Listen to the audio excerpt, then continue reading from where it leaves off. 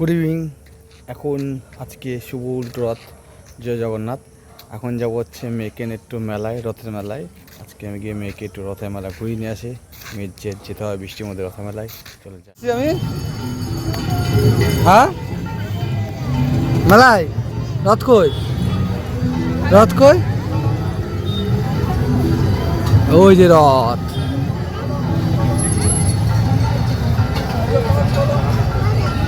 হ্যাঁ, রথ দেখেছ?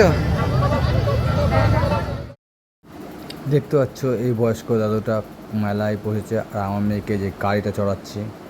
আমার মেয়ের খুব পছন্দ, খালি গাড়ি গাড়ি চড়বে বলে যে গাড়িটা চড়াতে নিয়ে এসেছিলাম মেলাতে।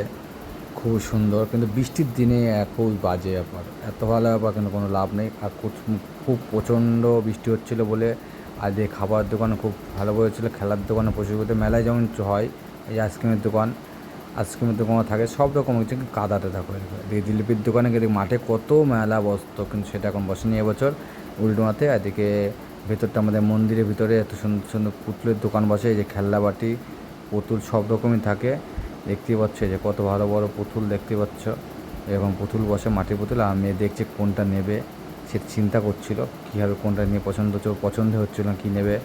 এত ফুলের মালা, ঘর সাজানোর জিনিস, আর সামনে ঝুলন আসছে, তার জন্যে তোমরা পুতুল টুতুল নেয়। এই রথের মেলাতেই পুতুল আমরা কিনি যাতে ঝুলনটা সারাতে পারি।